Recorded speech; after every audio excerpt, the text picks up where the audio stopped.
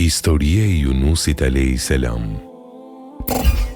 Yunusi a.s.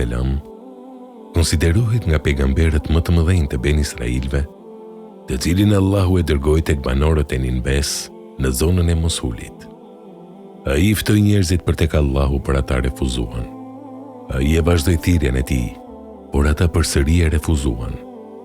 Yunusi i kërcënoi me ndëshkimin e Zotit dhe u largua prej tyre, pa treguar durimin që duhej të kishte, por ai u arratisi zemëruar prej tyre. Kur u largua në zemrat e njerëzve të popullit të tij, lindi dëshira për t'u penduar dhe për t'u kthyer, sepse i kishin para frimin e dënimit dhe Allahu a largoi atë. Me sa duket, Yunusi ishte njoftuar se dënimi i Zotit ishte larguar prej tyre dhe përsëri kishte ngulur këmbë që të largohej prej tyre. Allahu i lartësuar thot, kur iku i zemëruar, Enbia 87. Gjithashtu thot, ai nxitoi drejt një anije të mbushur plotë për plot. Safat 140.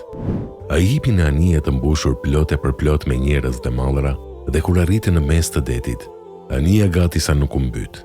Kështu që çështja ishte të qëndrojnë të gjithë bashkë mbi anija dhe të mbyten, ose të hidhnin dikë me qëllim që të lehtësohej anija dhe të shpëtonin të tjerët.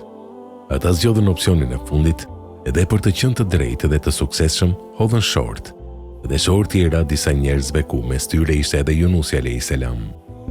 Dhe hodhi short me detarët se kush duhej të hidhej dhe humbi. Safat 141. Pra humbi shortin dhe ata e hodhën në det dhe aty e gëlltiti balena, e cila nuk i theu as një kock të trupit e as nuk e gëlltiti mishin. Kur që në barkun e balenës, në errësirat e detit, Yunusi thiri duke thënë, s'ka zot tjetër përveç teje, qofshi lavdëruar. Me të vërtet, unë kam gabuar. Enbia 87.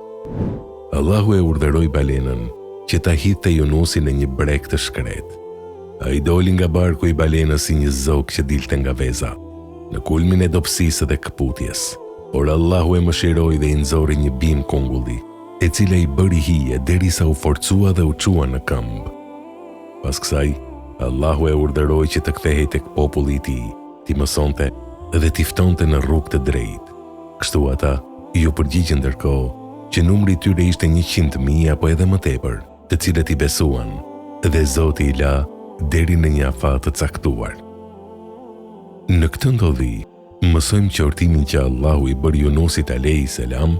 dhe burgosjen e tij në barkun e balenës, me qëllim që të ishte shlyerje për gabimin dhe argument i madh, mrekulli për Yunusin a.s. Ishte mirësia e Zotit që atij t'i përgjigjeshin kaq shumë njerëz nga populli i tij, sepse numri i madh i ndjekësve është treguesi vlerës që kanë pejgamberët. Lejimin e përdorimit të shortit në çështje jo të qarta apo në gjëra që kanë të bëjnë me meritën apo privimin prej diçkaje, përderisa nuk është e mundur të veprohet diçka tjetër. Praktika e njerëzve që kishin hipur në një anije na sjell ndërmend të rregullin e njohur që të ndërmerret dëmi më i vogël për të larguar një dëm më të madh. S'ka dyshim se hedhja e disave në det, edhe pse në vetvete kishte dëm, ishte shumë e lehtë se të mbyteshin të gjithë pa u hedhur asnjëri prej tyre. Robi, nëse ka fjedim të mirë me Zotin e tij dhe i njeh mirësitë e Zotit në kohë paqeje dhe bolloku, Allahu do t'ia kthej dhe do ta njohë atë në kohë të vështira, duke ia larguar të gjithën, hallin, vështirësinë, ose duke ia lehtësuar atë. Prandaj në historinë e Yunusit thuhet, dhe po të mos ishte nga ata që i lutën Allahut, me siguri do të mbetej në barkun e saj deri në ditën e ringjalljes. Safat 143-144. Fjala e profetit a.s. kur thot, çdo kush që është në hall dhe lutet me lutjen e vëllait tim dhe Nunit, Allahu ka për t'ia larguar brengën. S'ka zot tjetër përveç teje, qofshi lavdëruar. Me të vërtet, unë kam gabuar. Enbia 87.